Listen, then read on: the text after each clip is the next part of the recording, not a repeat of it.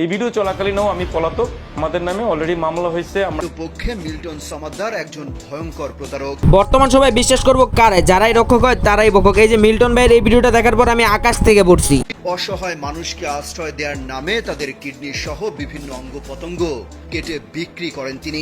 আসলে তারা আমি অন্যরকম একজন মানুষ হিসেবে জানতাম, তার প্রতি মন থেকে আমার ভালোবাসা সবসময় ছিল। কিন্তু যতটুকু পুরো ভিডিওটা থেকে বুঝলাম, আসলে সম্ভবত এখানে মিল্টন ভাইকে ফাঁসানো হইতাছে। এখানে অন্য কোনো চাল আছে বা অন্য কোনো কিছু চলতেছে ভিতরে ভিতরে, আমি সম্ভবত জানি না। কেননা এই ভিডিওর পুরো প্রতিবেদনটার ভিতরে এমন কোনো প্রমাণ দেখায় নেই বা এমন কোনো মানুষের সাক্ষাৎকার নেয় নেই যেখানে সরাসরি বলতে পারবে যে মিল্টন ভাই এগুলোর সাথে জড়িত বা সে এই ধরনের কাজ করছে। মুফাজ্জল হোসেন তিনি কালবেলাকে বলেন মিল্টন একসময় বাসা ভাড়া শোধ করতে পারতেন না। এখন এখানে একটা কথা বলছে যে সে আগে ঘর ভাড়া দিতে পারতো না, এখন সে কোটি কোটি টাকার মালিক। এখন দেখেন ভাই, সে যেই কাজটা করতেছে সেটারও তো একটা পারিশ্রমিক আছে, তার ফ্যামিলি এটার জন্য খাটতাছে, হাজার হাজার মানুষ তাকে বিশ্বাস করে তাকে সাহায্য করতেছে। তো ভাই এগুলোর জন্য মোটামুটি হয়, সে এমন না এগুলো অন্য জায়গায় ইউজ করতেছে, সে হাজার হাজার বাপ মারে সাহায্য করতেছে, হাজার হাজার মানুষের পাশে থাকতেছে। এখন কথা হলো ভাই, এখানে কোনো ভিত্তিহীন ভাবে একটা নিউজ করছে, সেটাই আমরা বাঙালিরা পাগল হইতাছি। এই যে দেখেন, এই নিউজটার ভিতরে যেগুলো দেখাইছে এগুলোর কি কোনো সত্যতা আছে? আদৌ যদি এগুলোর কোনো সত্যতা থাকতো তাহলে এগুলোর প্রমাণ দিত। আরেকটি কথা হইলো, যেসব বাপমারে রাস্তার ভিতরে ফালা রাখছে তখন তো আপনারা এগুলো নিয়ে নিউজ করেন না। যেসব বাপমারে কোনো খোঁজ খবর নেয় না সেসব পুত্রে নিয়ে তো আপনারা নিউজ করেন না। কিন্তু আপনি নিউজ করলেন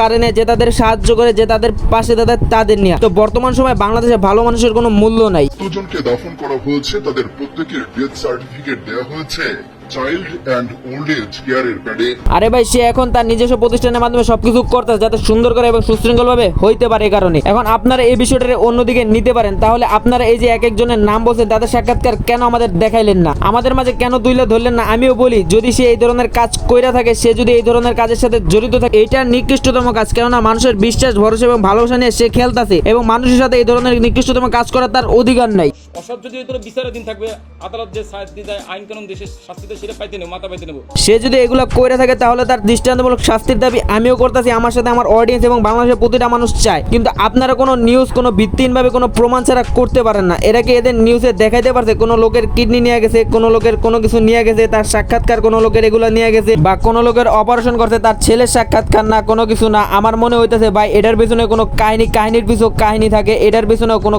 কাহিনী আছে। তো একটাই কথা বলবো, আগে সঠিক মনে করেন, খবর দেখেন, সঠিক নিউজ দেখার পরে সবাই আমরা সিদ্ধান্ত নিই কে সঠিক কে ভুল। আমরা কোনো একটা নিউজ ভিত্তিহীন ভাবে দেখার পর কাউরে নিয়ে জাজ করার অধিকার আমাদের নাই। তো সকলের উদ্দেশ্যে একটাই কথা বলবো, ভাই এটা সত্য হইতে পারে, আমি মনে করি 98% এটা মিথ্যাও হইতে পারে। তো আগে সঠিকটা দেখা উচিত, তারপর আমরা তারে নিয়ে বাজে মন্তব্য করা উচিত হইব। নিঃসন্দেহে তুই ঠিক কথা বলেছিস। সরাসরি এসে আমার নামে প্রতিবেদন, আপনি নেগেটিভ প্রতিবেদন করেন, আমার অসুবিধা নাই কোনো।